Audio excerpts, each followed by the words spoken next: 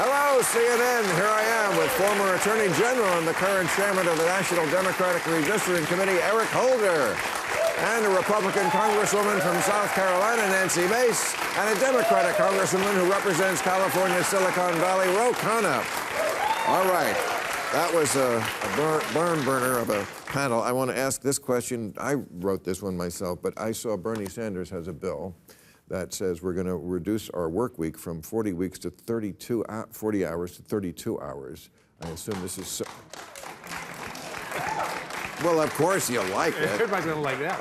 And with no drop in wages or benefits. Is that possible? Well, here's what Sean Fain said about it that everyone should listen to. And he said, the people who are making the cars, the people who are making the steel, they're not getting paid the wages that they deserve. It's all going to executives. And so how do we make sure that workers are actually benefiting? If we're going to have AI that automates things and that makes it that you don't have to work as many hours, those gains should be going to workers and not just to executives. What do you think about that? The 32-hour week. Of course, everyone's going to love the idea of a 32-hour week, Yes. but I don't think it should be mandated by the government. You know, in South Carolina, my 17-year-old works in a restaurant making $25 an hour. We don't need a $15 minimum wage. The kid's already making far more than that. He's still in high school. And so I would rather have the freedom and independence of people being able to pick the workplace that offers the best benefits for them than having the government mandate it for the people. I believe in freedom.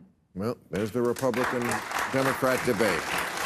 Eric, do you think Clarence Thomas should have faced harsher consequences for accepting gifts from wealthy Republican donors? Has the integrity of the court been compromised? I think the integrity of the court certainly comes into question based on the conduct that we know he engaged in. There needs to be an ethics standard a rule of conduct for the Supreme Court that does not. Is he unique in that? No. Well, we know Justice Alito also took trips. We know that former Justice Scalia died while he was on one of those trips.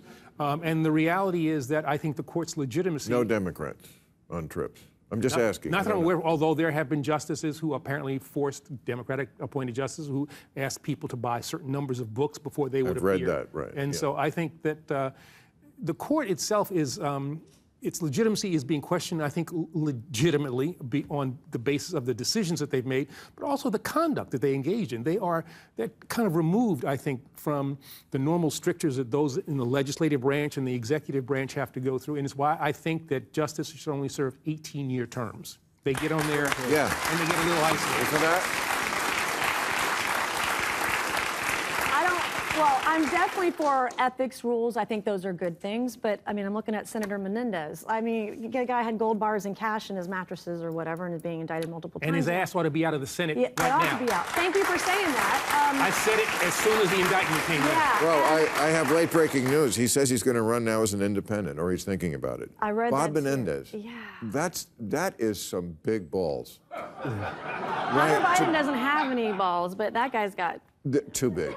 Right. Balls have to be the right size. I think we can come to a bipartisan agreement on that, can't we? I mean, geez. Not too small, not too big. I'm not going goodbye, Menendez. I have brass balls in my office, so I'll say that. You deserve them. Yeah.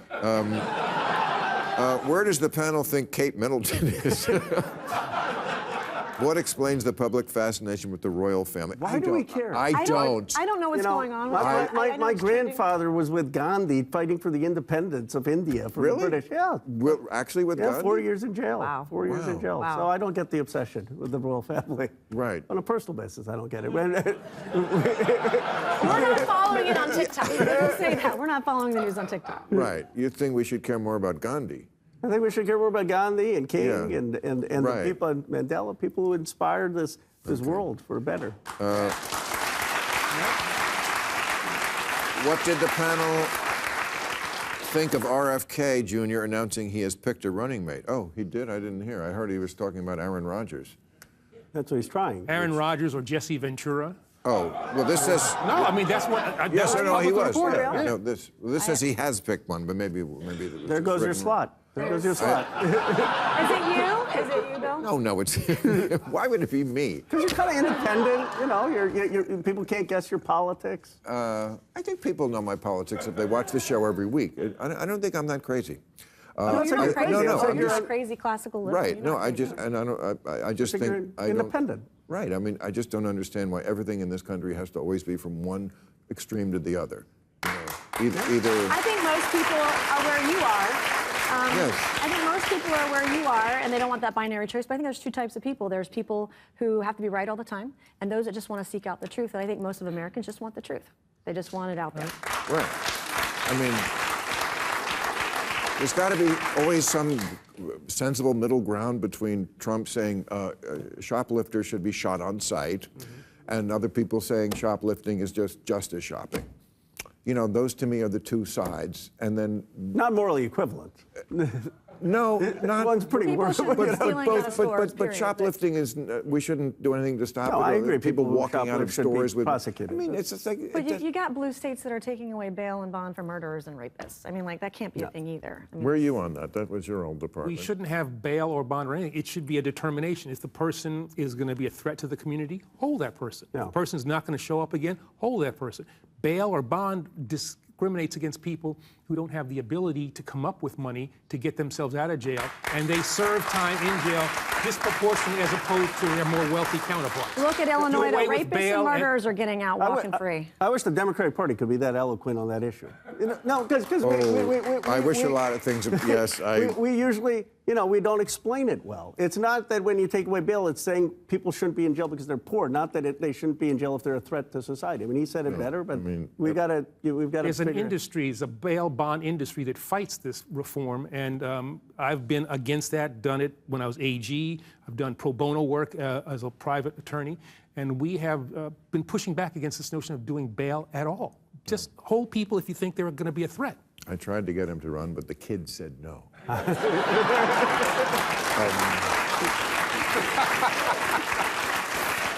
I mean, Mayor Adams in New York said last week that most of the people who they arrest have been arrested many, many, many, many times before. He said what we have is a recidivism problem. I mean, that does suggest that there is sort of a revolving door that we have to close at some point. And the studies will show you on the recidivism, if even with violent offenders, when they get out of jail or they get out of prison, if they get therapy, they get job training and a job when they get out, 68% of them don't go back to jail. Right. So we have to rethink what we do with these offenders when they get out. That's exactly right. And housing. Right.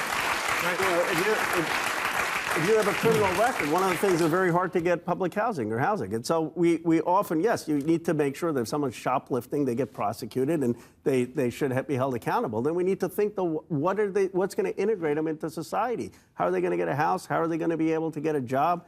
And we don't pay any attention to that part. And as vice president, what would you say if... I'm not going to be, but in your dream, maybe in your dreams. We're not. But I mean, there's a group in. Well, you wouldn't turn it down, would you? Oh, absolutely. Nobody would turn that down. Nobody. There you go. You're a That's heartbeat honest. away. Right.